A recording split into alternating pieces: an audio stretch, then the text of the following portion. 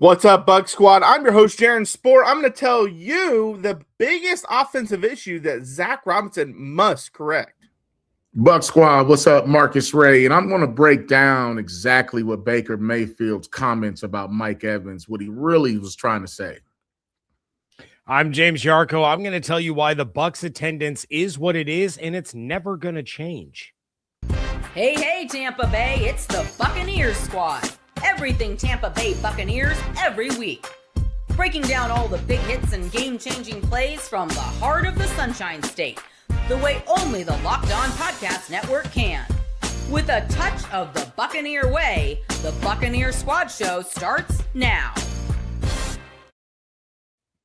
What's up, Buck Squad? Real quick, today's episode is brought to you by Gametime. Download the Gametime app, create an account, and use code LOCKEDON for $20 off your first purchase.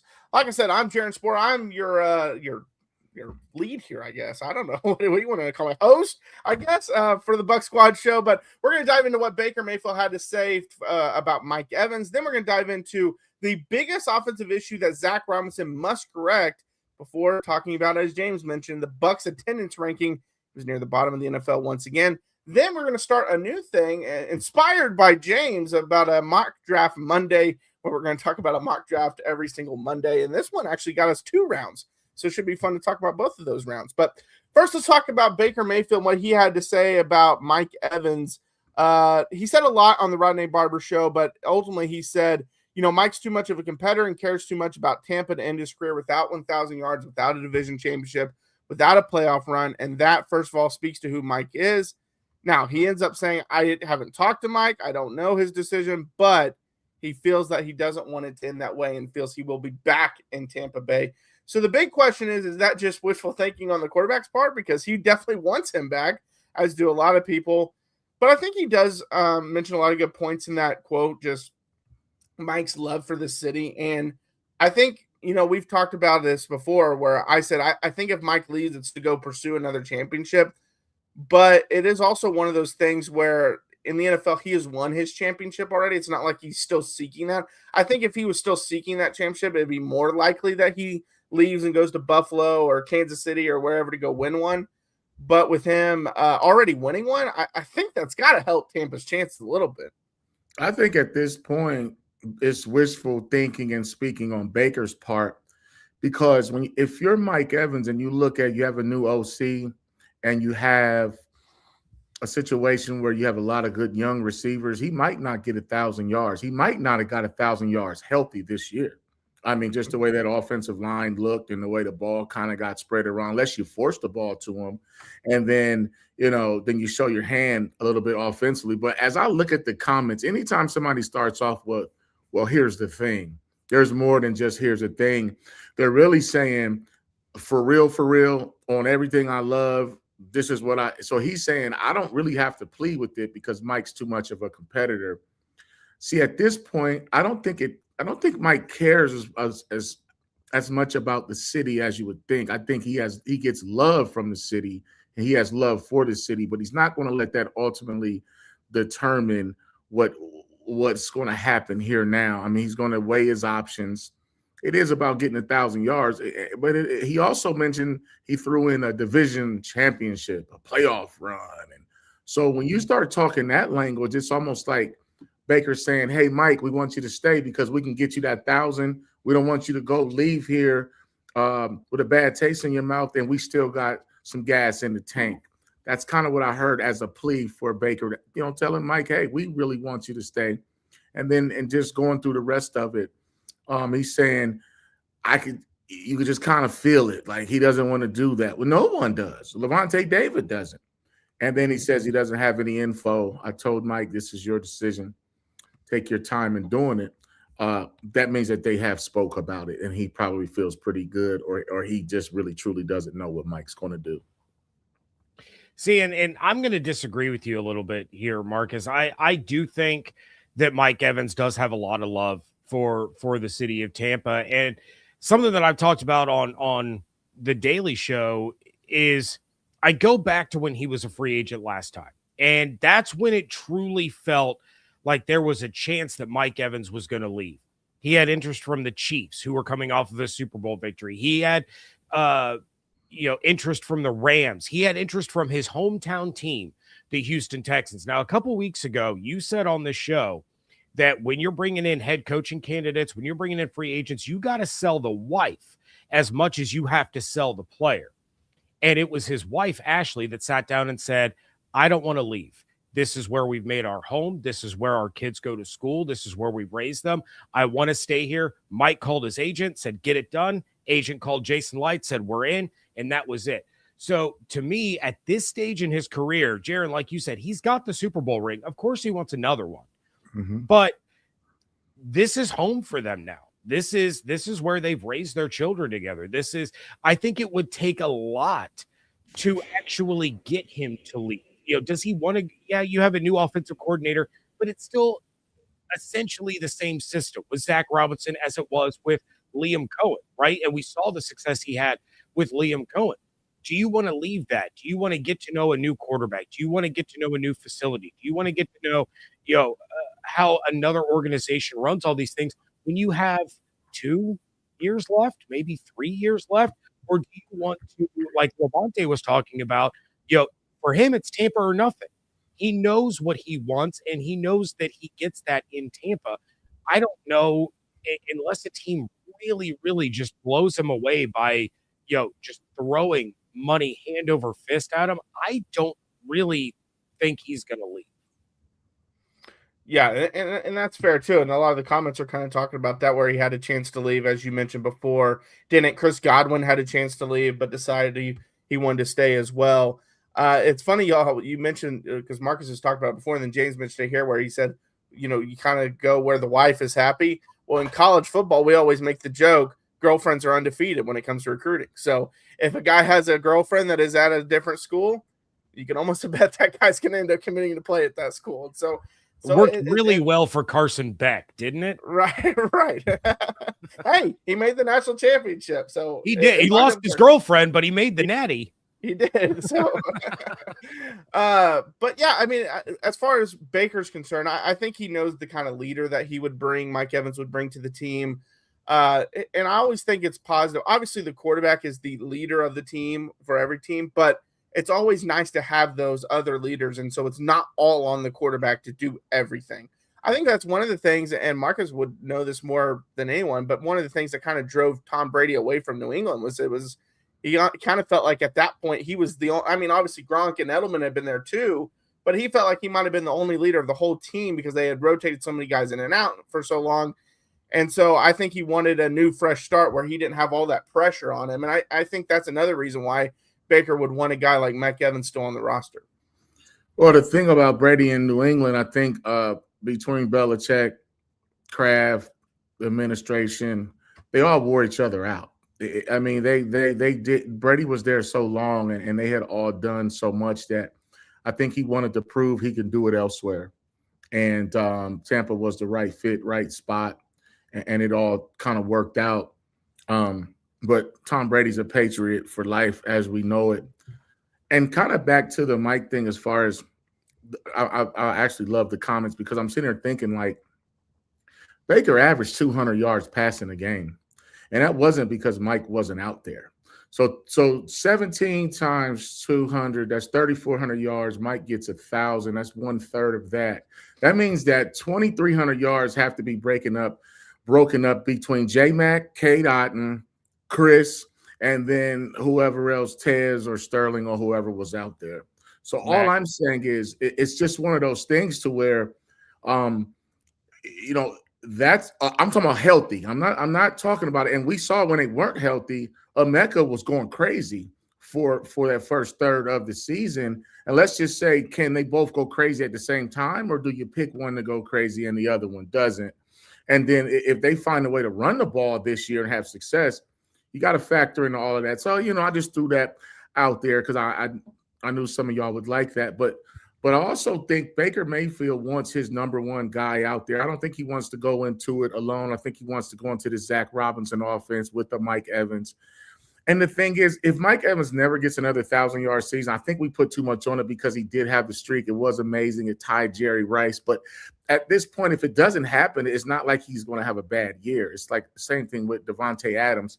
He didn't have 1,000 yards, but he had 14 touchdowns. I mean, so it's just a matter of how effective you want to be. Are you on a winning team? Are you earning? Are you being compensated the way you want to, and the way you're according to your production? So you're either going to be selfish or selfless when you get to this stage of your career. And then the team has to ask themselves, what are we going to do if he does come back? Is he still going to be our number one or 1A, 1B? Because they can be very dynamic. Yeah, I go back to, last season because of all the injuries, and it wasn't just the offensive line. The receivers were hurt, Baker was hurt, everybody was hurt. But that was the first time that we've seen Baker in a Bucs uniform not throw for over 4,000 yards. So Mike knows that if he comes back, he's going to be part of one of the best offenses in the NFL. He might get his 1,000. He might not. I would say chances are good that he does, because I do think he's still going to be your top guy. But he knows that they do have a chance. And I did see a comment, Bantry's my guy. He's always in the lives. Maybe Mike makes the decision based on what they do defensively. Now, can he really wait around that long? Can he wait to see if they get Trey Hendrickson? Can he wait to see if they get Max Crosby and start to elevate this defense? I don't know, because his offers are going to start pouring in Monday when the open negotiating window starts. But you take a look at what he's done, and I don't know, maybe an outsider's perspective, I blow this a little out of proportion, but again, I'm kind of taking my lead from the comments Levante made on Up and Adams. I think there is something special when a player gets to wear one uniform for his entire life. And 2014 has been regarded as one of the best wide receiver drafts that we have seen, this century. You're talking Mike Evans, Odell Beckham Jr., Devontae Adams, Brandon Cooks, Jarvis Landry, Allen Robinson, Martavis Bryant, Sammy Watkins. Like, you had a lot of guys there. Only one has worn one uniform his entire career. Devontae, yeah, he was close to a Super Bowl, but he's bounced around. Odell bounced all over the place. Brandon Cooks is on his 87th team since 2014. So, I think when you factor in everything, and of course Baker is going to make his case because any quarterback wants Mike Evans on their team. But when you factor in everything from the offense to the front office to, the community to the family, I think that Tampa it's going to be hard to pry him away. And let's not forget how close he and Jason Light are. Like, not just within that building, but on a personal level, they are incredibly close. And I just think, there's a lot of speculation. I talked about it, Tony Pauline making reports from the Senior Bowl that it was less than 50-50. I don't see it. And that point at the end is why I do think he stays, because I think with that relationship with Jason Light, if he were to come to him, if Evans were to come to Light and was like, hey, I want to be in Tampa, but I want to see what happens defensively, so I'm going to wait a week or so of free agency, Light, I think, would do that. I think he would let him, whereas other GMs, if you're not close with the player, might say, no, you got to make your choice now. We got to move. Like, we got to fill that, that void. If you don't want to sign, we got to use that money elsewhere. Whereas I think they will let Mike take his time. Now, the question is, will other teams wait on him? Like with the Bills, I think the Bills would wait on him just because they need a wide receiver. Like they need to, but outside of them, like would other teams wait on his decision? I don't know. And that might play in Tampa's favor. But I think Light would absolutely, and Tampa would let him kind of make his decision, take his time making it, understanding that he wants to see some stuff made before he makes his decision. And I think he's earned that. My last couple on this is, I think you made a fine point, James, about Baker throwing for 4,000 yards. He just didn't have the same coordinator this year either. It just wasn't the same guy. Sure. Even though Grizz didn't have the same hand being dealt. But I will speak to that personal side of the things. When you're tight with guys in upper management, families get close, and then you start growing up in one town, that actually starts to outweigh some of the other opportunities. And it's not even a bad situation to stay. I mean, staying in Tampa could be the best move for Mike Evans, honestly, as we go through this whole thing. But when your kids have relationships and they're in school and your wife likes the weather, this is what they say in college football. You don't hire the coach, you hire the wife. And so I believe it's the same way when you're a strong family situation. You don't sign the player, you sign the family. Well, what do we hear all the time? Even though Nick Saban's probably the greatest college coach ever, he always lets Miss Terry do the talking when it comes to if he's going to ever come back. So you have to sell Miss Terry. But all right, coming up next, what is the biggest offensive issue that Zac Robinson must correct? I might have a surprising answer to that. We'll talk about it next.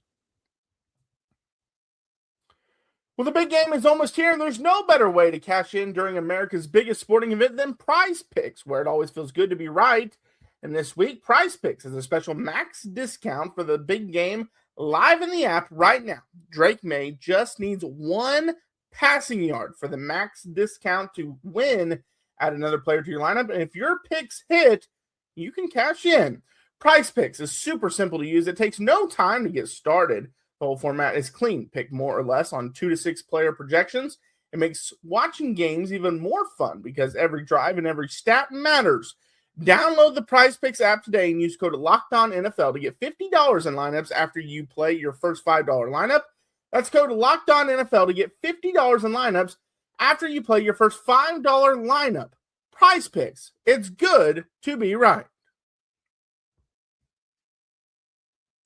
Well, kicking off the year feeling good is the goal, right? And honestly, hydration is the easiest win. When I stay on top of it, my energy, focus, and mood all level up. But let's be real. Plain water doesn't always cut it, especially when you're grinding through long days, hitting the gym, or just trying to stay consistent with your health goals. That's where Drip Drop comes in. Doctor-developed, proven fast hydration that helps your body and mind work better.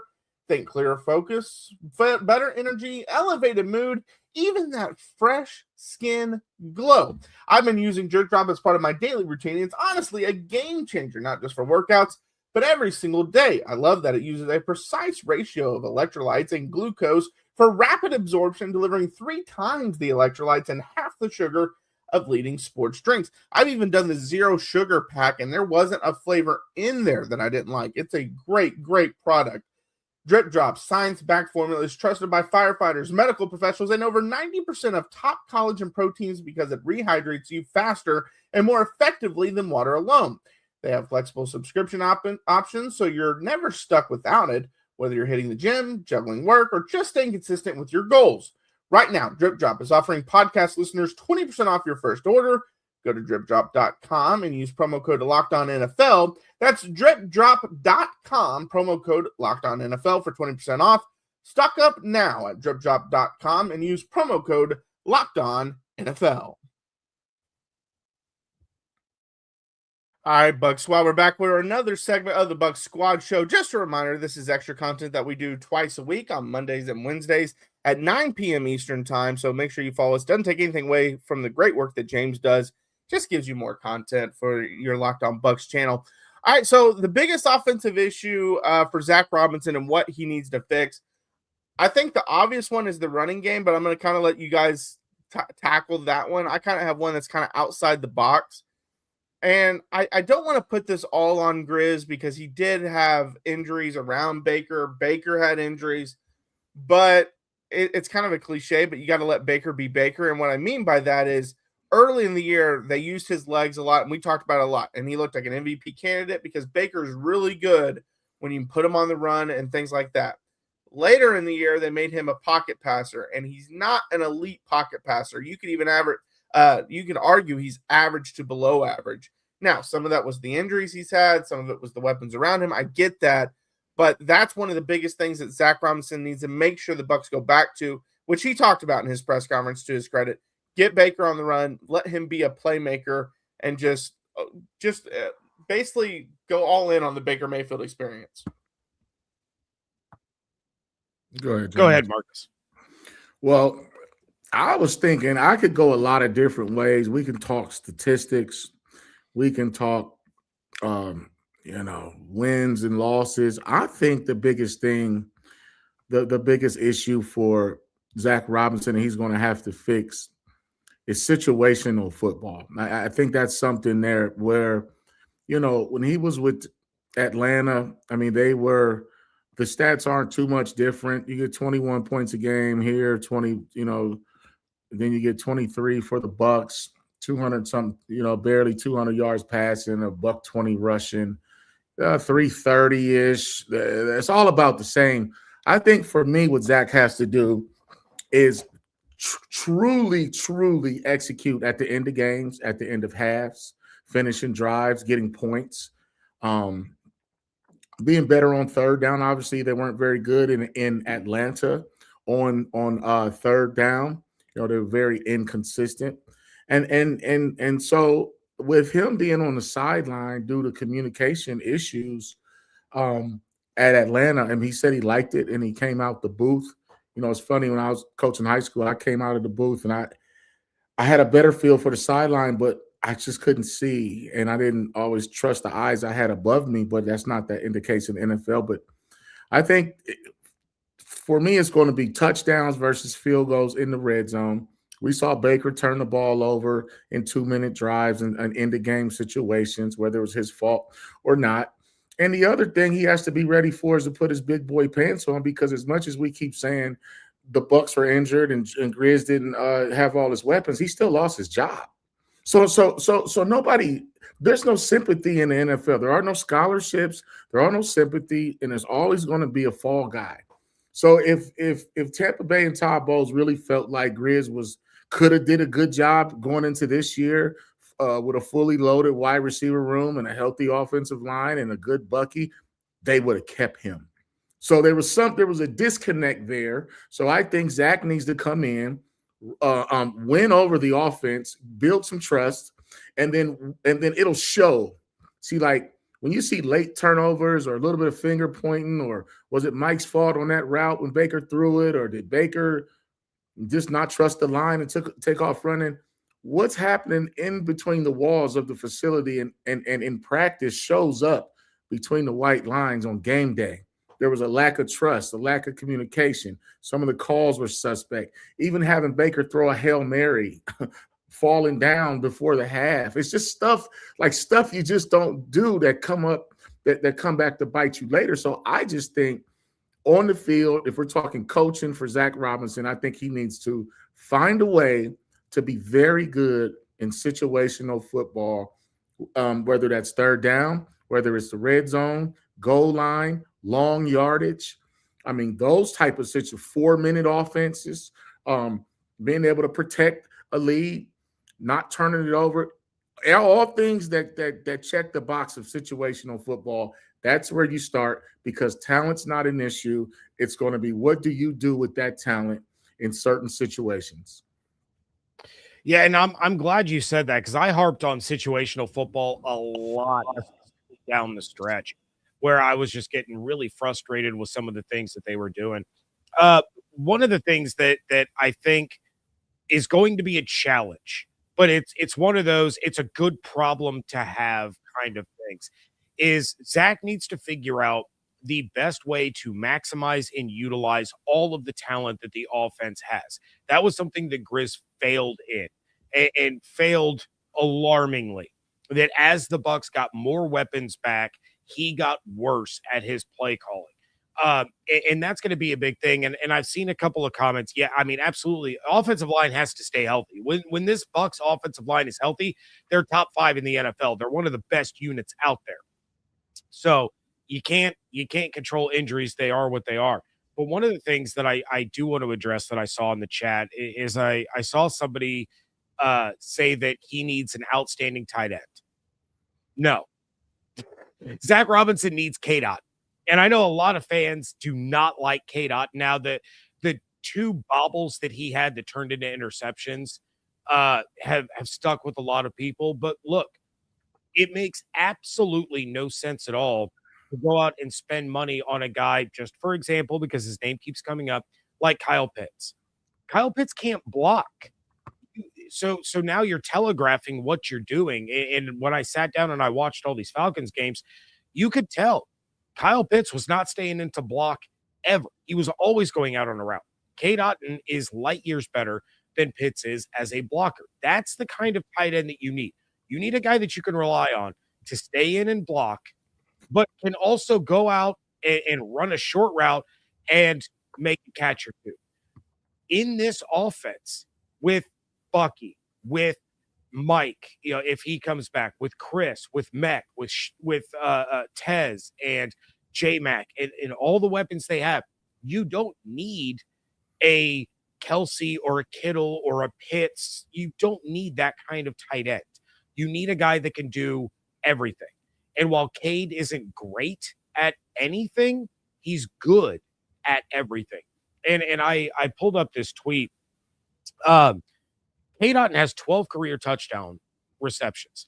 9 of them, 75%, have taken the Bucs from trailing to either tied or have the lead.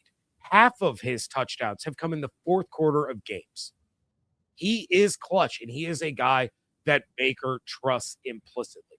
So why would you spend twice as much on another tight end or spend high draft capital on another tight end when what you have in the building is going to work just fine in this offense? It's a matter of get the ball into the hands of your playmakers. Zac Robinson is going to use a lot of play action.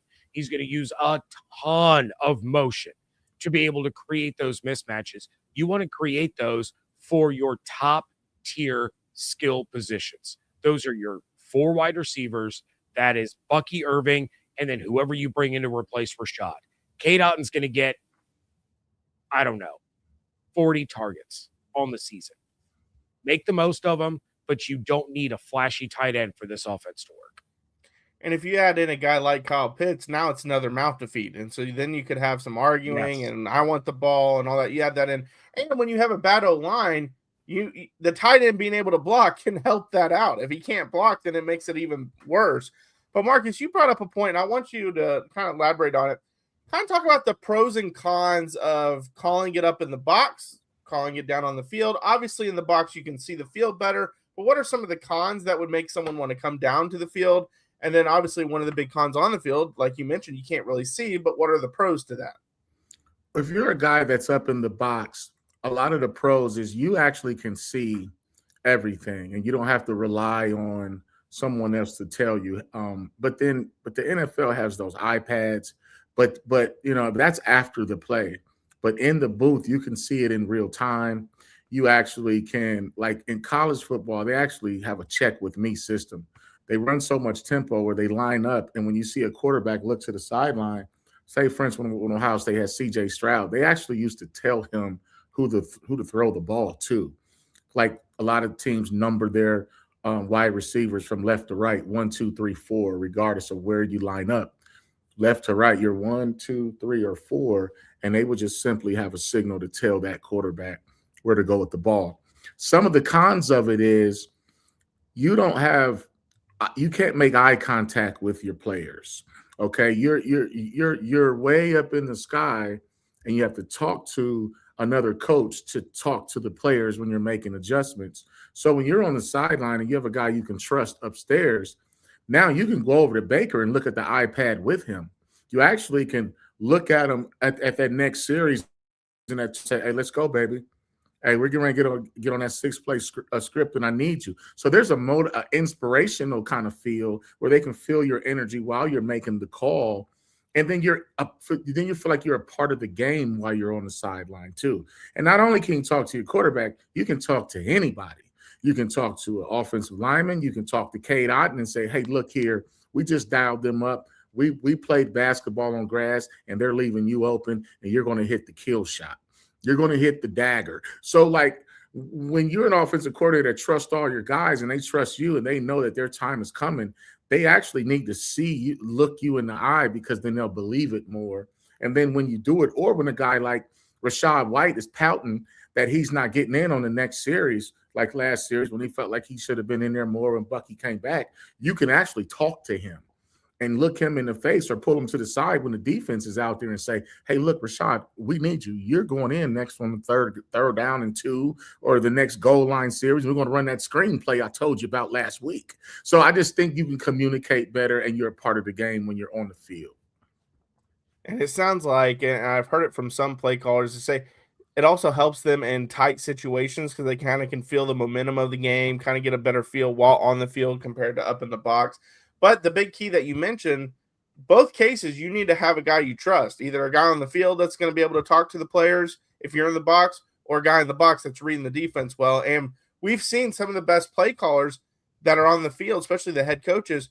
How many times have we seen them say, hey, if this goes right, this is a touchdown right here. And it's all because of whatever the guy upstairs is seeing, and they believe what the person upstairs is seeing. And then, you have those one play big touchdowns or whatnot. But all right, coming up next, Bucs attendance near the bottom of the NFL.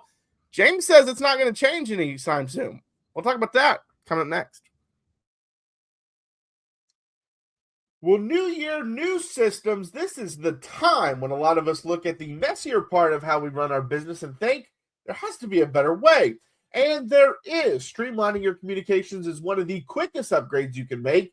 That's why today's episode is brought to you by Quo, spelled Quo, the smarter way to run your business communications. Because when your team is reachable, organized, and communicating in one place, you're not just working cleaner, you're creating more opportunities to connect with customers. I love how simple Quo makes everything. Your whole team can call and text from one shared business number, so nothing gets missed.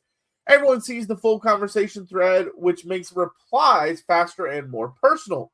It works right from your phone or computer, and you can even keep your existing number. It's no surprise Quo is the #1 rated business phone system on G2, trusted by more than 90,000 businesses, from solo operators to growing teams. Make this the year where your no opportunity and no customer slips away. Try Quo for free, plus get 20% off your first 6 months when you go to quo.com/LockedOnNFL. That's QUO.com/LockedOnNFL. Quo, no missed calls, no missed customers. All right, Bucs Squad, we're back for another segment here of the Bucs Squad show. So the NFL released their attendance for the season, and Tampa Bay comes in at number 27th, only ahead of Washington, Carolina, Jacksonville, Baltimore, and Houston. I believe, yes, this is the third year in a row Tampa has been 27. 2022, they were actually number 3 in attendance, but 27 3 years in a row, James. Yeah, it's not changing ever. And I've talked about this quite a bit over the years. Look, it was a little different when Brady was in town, right? Everybody wanted to come see Brady. And even though they went 8-9 in 2022, people still wanted to show up because Brady had already retired for like a month once before. So everyone knew it was going to be his last chance. But look, here's the thing.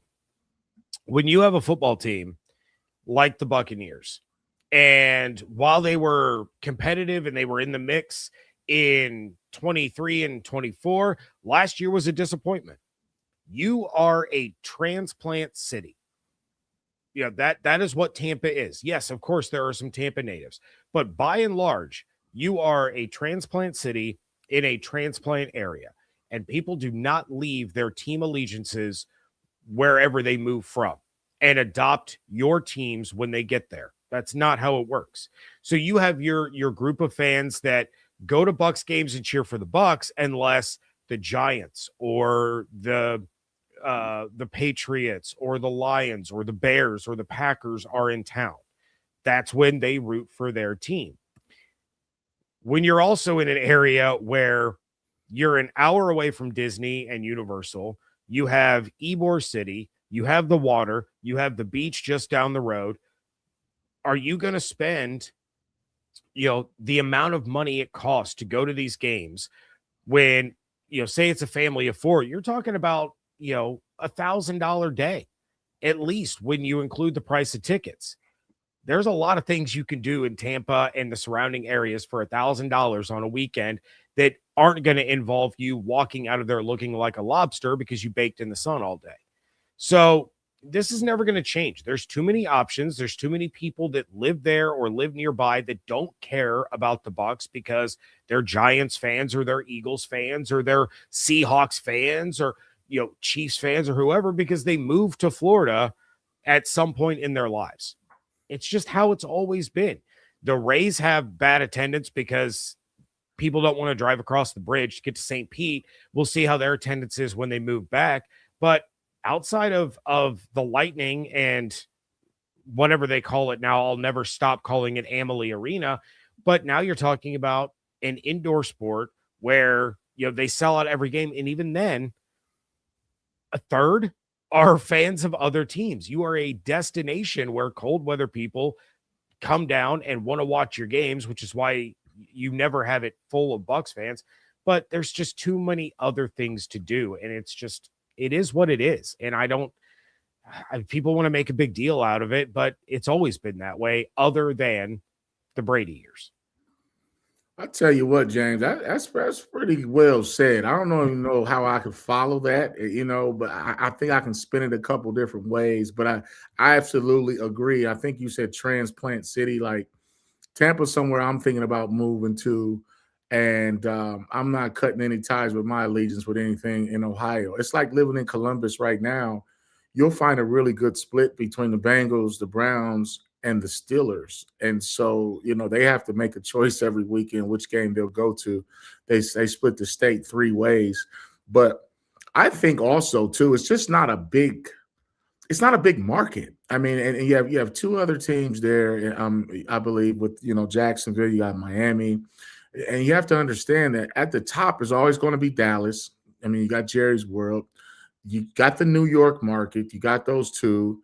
Then you have the LA market too. They have two teams. And, I'm not quite sure how all the rankings, Jaron kind of played out. But at the same time, Green Bay, they're going to always be up there. And they have bigger stadiums. So I don't know if it's an attendance number you're talking about or a per how much of your seats you are filling up. Obviously, if Dallas is seating 95,000, then obviously, that's something different. But if they're only filling up 60% of that, then I can see how they come up with those numbers. But when you start talking about San Francisco now is the only team in that area, and it's a good team. So you had two playoff teams in Los Angeles.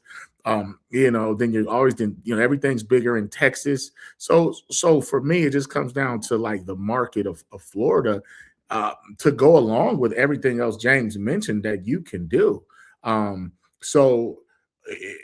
I love Clearwater Beach. I'd rather be on the beach than to go watch the Bucs, to be honest, because I'll watch it at a sports bar at the beach and feel like I'm at the game, and I'll save my $1,000. You know what I mean, James? So I think that's a great point. But Tom Brady is a different draw. I'm glad you guys kind of brought that up because on his way out, he was must-see TV. Like he was the guy that, when those NBA players have those farewell tours, like, I made sure in 2012 when I was living in Detroit, when the Lakers came in town, I went to see Kobe. When they played the Cavaliers, I was sitting right there. I wanted to see those type of games. So when you have a guy like Brady a few years ago, you don't want to miss that. You want to be able to say, I saw him play in person. And, I actually watched the greatest, do his thing and just so happened to win the Super Bowl too. So I think it kind of factors in to that. Then I also think, who's coming to town? If you're getting the Saints coming in and they're stinking it up, or the Panthers, but if you start to get them Rams in there and there's some other marquee guys that you want to see, that could also affect attendance based on, like I said, who's coming in town as far as your home games. Which great elite players do you want to see? And so I think that kind of factors in. And then you have to pick and choose from a financial standpoint when you look at the schedule, which games you want to see. Also, you're not going to see a lot of people flying in from certain cities that are Tampa Bay fans in, let's say, Philadelphia, flying in to come watch a game. So I think it's a lot of factors on why I don't think that will ever change as far as the attendance, like James said. It doesn't help that the division isn't good. Like if the Saints were still good and coming to town, I think maybe you get a little more people to show up for that, or the Falcons. The Panthers obviously maybe are on the rise. But also to the point of the Brady thing, when he was here, and as James mentioned, this Tampa Bay is an area for not just retirement, but for people to kind of be their vacation spot for a while.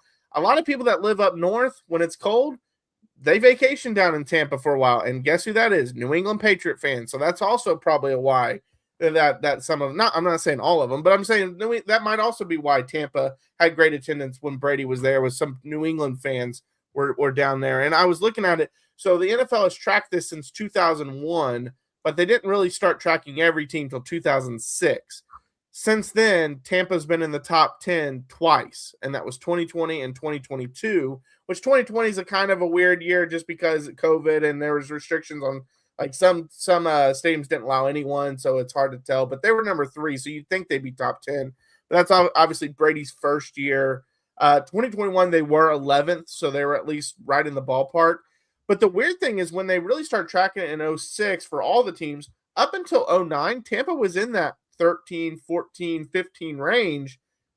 After that, 2010, it's been 20s and below, 30s and all that. And a big part of that, obviously, is they haven't been successful.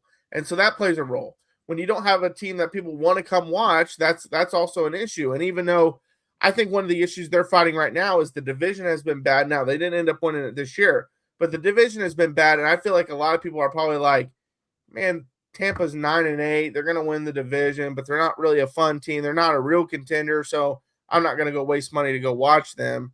And especially because we talked about how it is kind of a retirement community. You're not going to get some of those people to get out of the house to go watch a mediocre team, even if they're going to win the division. Like, that's just how it is. Like, my grandparents, they loved going to games when the teams were good. But if the team wasn't good, they didn't want to do all the walking. They didn't want to do all the standing. Like, they don't want to do all that stuff. And hey, I'm almost to that point too, where I feel like I don't want to fight with the crowds to go sit at a game sometimes. So I kind of agree with them. But yeah, I mean, it's just like James said. I think the only way to fix it is if you get a team that's back to a Super Bowl contender. Because I would have loved to see what they were when Gruden was there early on. Like, what were the attendance? But it doesn't go back that far. Like, is it every time they have a contender, it pops? Because then obviously you have to get back to doing that. And then I think the division plays a big role in it as well. Well, and the other thing to keep in mind when you take a look at this list, because they go by total attendance for the entire season. Mm-hmm. Some of these teams hosted 9 home games. Some only had 8. The Bucs only had 8 this year. Some of these teams, a home game is in, overseas. It's an international game. Are they counting that as home attendance? Because those stadiums always sell out, and you see at least one of every jersey in the stands. They're just excited to be at an NFL game. And we're talking like these soccer stadiums that hold 110,000 people. So that has to factor into these numbers as well, somehow, some way. But yeah, at the end of the day, when you're talking about a Sunday in Florida, and a lot of times for families with, teenagers or younger kids, Sunday might be the only day that you have family time. Are you going to spend all that money to take, because that's an ordeal. You got to battle through traffic and deal with the parking. And then, you're paying hundreds of dollars of concessions because, Johnny wants chicken tenders and Rachel wants, a cheeseburger or pizza or whatever. Or do you go to a sports bar? Now you can get a bucket of beers for the price of one beer inside of Ray J, feed the entire family, and you're out the door for under $120. And the last thing that I'll mention with all of this is Ray J's fine. And they have spent a lot of money and a lot of time upgrading parts of the stadium. They've worked on upgrading the concessions. They've upgraded the scoreboard and everything. This is an old stadium. This is not the Mercedes-Benz Stadium in Atlanta. This is not Allegiant Stadium in Vegas. It's not Jerry World. This is not, I was just at US Bank Arena in Minneapolis back in October. That place is stunning. Ray J's not that. This is not state of the art anymore. So they're going to have to start thinking about building somewhere new that is state of the art and guarantee themselves, another Super Bowl and all that. But you have to make it worth the time, the effort, and the money when you're competing with the biggest tourist state in the nation. So, that all plays a factor. Yeah, I actually played in that stadium almost 30 years ago in the Outback Bowl, and I remember, like, we played Alabama, same stadium. I mean, I'm sure they made some upgrades, but I that was just to your point about that stadium being around for a long time. One plug for my Raiders is this, like, that's like a the reason they wanted that spot, for one of the reasons they wanted Vegas, and Al Davis didn't want it, may he rest in peace. But the family and everybody else wanted to move from Oakland to Vegas for a long time, and Al didn't want to see that in his lifetime. One of the things that makes that Raiders game a draw, it's Vegas. So if the Cleveland Browns are going out to play Las Vegas, they're going out there Friday, and they're going to make it a weekend because it's Vegas, and then you watch your team. So that's why a market like a team like the Raiders will always have good attendance on paper, at least, is because when your team's going to Vegas, you're going to Vegas too, baby. So and so I kind of saw that when I went to a game. I think it was a couple years ago. We had an autograph signing, and the Kansas City Chiefs took that stadium over. It was more Chiefs in there than Raiders fans. So it's location like that, like a city like Vegas. When your team goes out there, it's probably a once-in-a-lifetime opportunity if you can afford it. And, by the way, Allegiant Stadium is probably the best stadium in the country right now, in the league.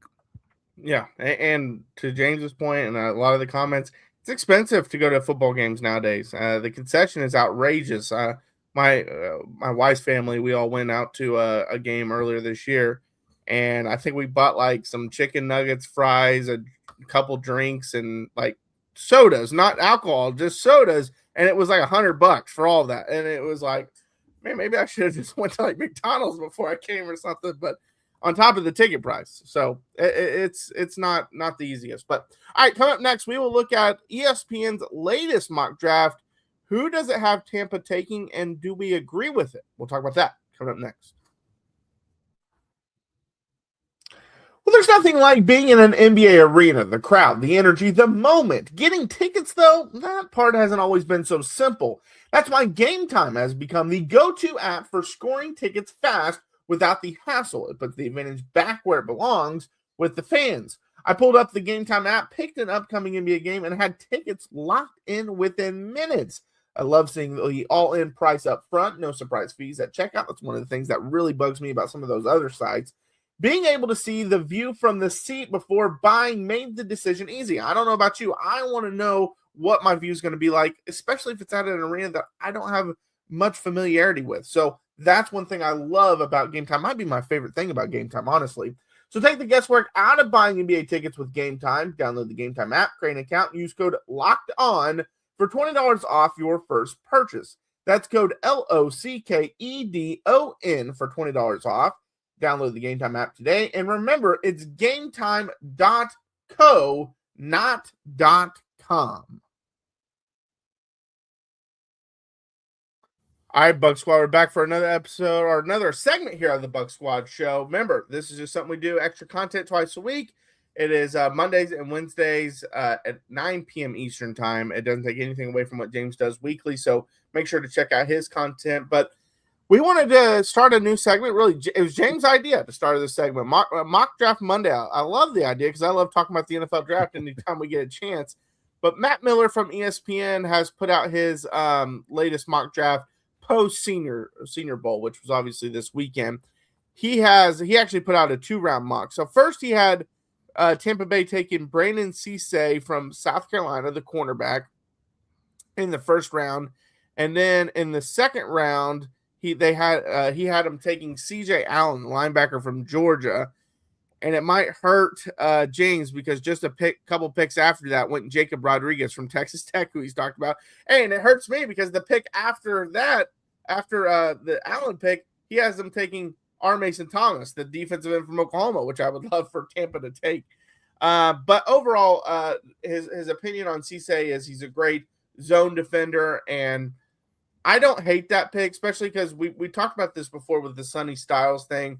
If you can get a linebacker in the first, like that falls one of the big time ones, cool. But there are so many really good linebackers in this class, I believe, that you can get in the second, third, fourth round that, you know, if you want to, I would prefer an edge rusher. But if the edge rusher that you like the most isn't there, a guy like Cisse really does fit what they try to do. And he's very versatile as a defender.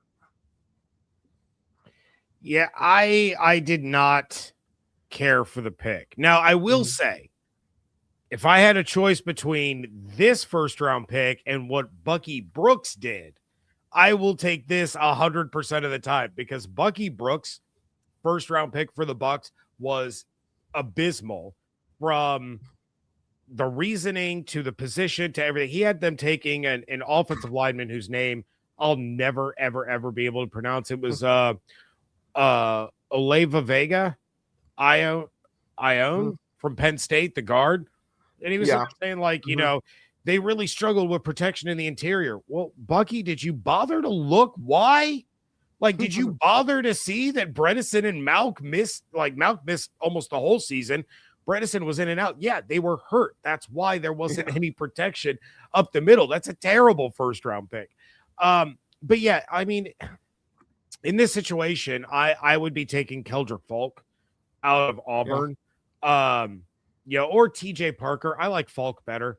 But TJ Parker was still there. What I didn't see, and I was scrolling real quick, while you were talking, I can't find where my guy Gabe Yakus from Illinois went, the edge rusher there, because he made all kinds of noise at the Senior Bowl. Everybody loved Yakus, and I didn't see him on here, but the second round pick I'm fine with.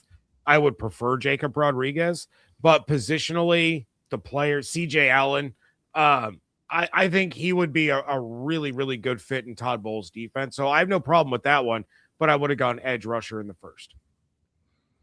Well, I'll be honest, man. I looked at a couple of those mock drafts, and I disagreed with all of them.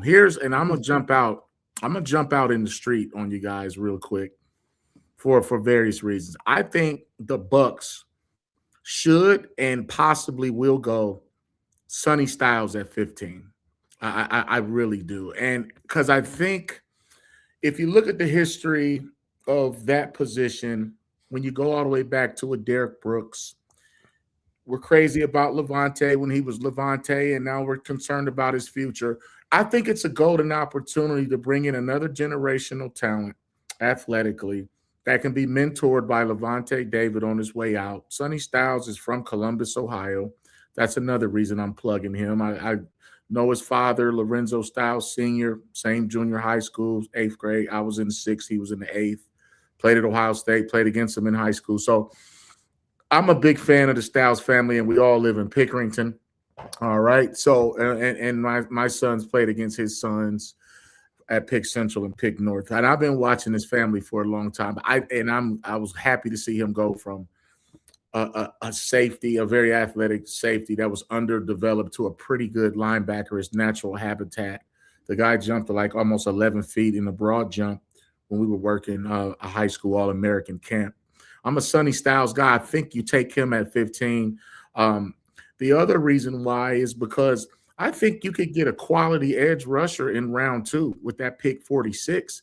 I mean, that position is deep. The same way, Jaron, you just said, I think that linebacker, it's a good class. And I think there's going to be a lot of defensive guys taken in the first 15 picks. But I would tell you right now, if Ruben Bain is gone, Falk is gone. That's the guy from Auburn, right? That's who you, James, right? Yep. I think he's from Auburn, right? David Bailey's a hybrid kind of guy. So he can be a hand in the ground, 3-4 stand-up guy. I think you could push this all the way down to a Cassius Howe from Texas A&M. I actually called a couple of his games when he was at Bowling Green. And my former teammate, Scott Leffler, was the head coach. He said, this guy's not going to be here long. He's a pro. He's probably a first rounder. I'm going to lose him in the portal. So obviously Texas A&M gets who they want. But, some people have, that edge rusher category is kind of fluctuating depending on whose list that we're all looking at. But so you can get a Cassius Howe, a very quality defensive end, productive and disruptive, even Thomas from Oklahoma. And then I also like TJ Parker. You got some guys that aren't on the top sexiest list with Ruben Bain and Falk and Bailey and Woods. But if you really think about it, get your linebacker now and then get a guy that's a first rounder that's going to fall to the second with your edge rusher, I think, with that pick in the second round. But I think and then as far as cornerback is concerned, I think you can find a cornerback in the third or fourth round too. And those guys are normally better special teams players, in my opinion, because they can do a little bit more athletically, especially on the punt team. So I just think the first 3 picks are going to be defense. I think they can get whatever they want later. But since we're talking about the first 2 rounds, I think you go Sonny Styles first because Artrell will be gone. And then I think Bailey is kind of that little hybrid linebacker guy. He'll be gone. And then you grab your next Levante. You're super athletic, comes from good stock. Next, hopefully, future generational linebacker talent in Tampa. That's Sonny Styles. You take him and get you an edge rusher with that next pick. Yeah, and James, it looks like they have your Illinois guy going number 60 to the Buffalo Bills, so way down the list. But Yakis and Jacob Rodriguez back-to-back to the Bills and Rams. You guys want to see me crash out in real time? Watch that happen in the draft and then watch my live. That I will go ballistic. And look, people can call me a homer all they want. I don't care. Yakis tied Simeon Rice's school record for most sacks. This dude is legit, and he will be a dominant force in the NFL. You can land him in the second round. Like if Marcus, to your point, if Sonny Styles falls to them at 15, because it's going to be tough. I think he's going to end up going off the board before Tampa is on the clock. But if you can land him in the first, and then you get Yakis in the second, oh man, this defense looks completely different next year. Yeah, and my worry with Sonny Styles is right now he's projected in that kind of 15 range. I just think he's going to test so well that he's going to be one of those guys that shoots up the board. It's and then when it comes for him to get past Dallas. Yeah, and Dallas really needs linebackers as well. I would almost, just because of how deep this linebacker class is, and I know some people will say this is crazy, but I'm big on building up front and then going back. That's why I always say it's a mistake to draft a quarterback when your offensive line is terrible, because you're giving him no chance. Like, you need to get the offensive line at least decent before you take a quarterback.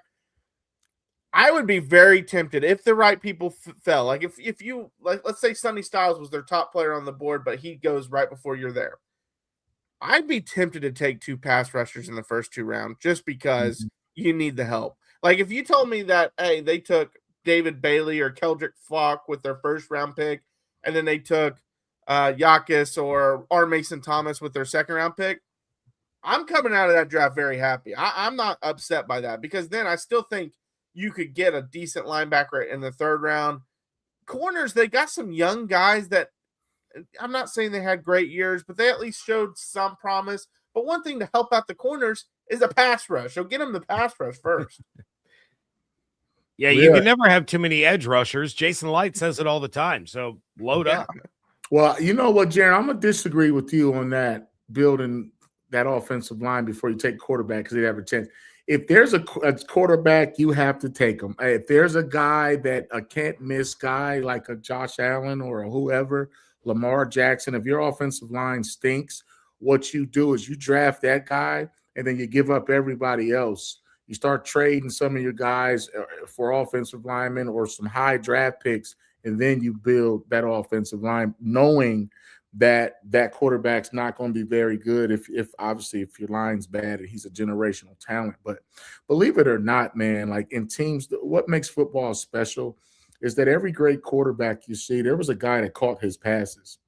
And for every receiver that you see that's a Randy Moss, there was someone that threw it to him. So you just make each other. Like and that's why football is so special.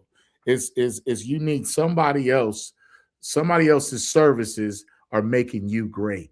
Yeah, you get all the credit. Like, I think head coaches and quarterbacks get too much credit and too much blame.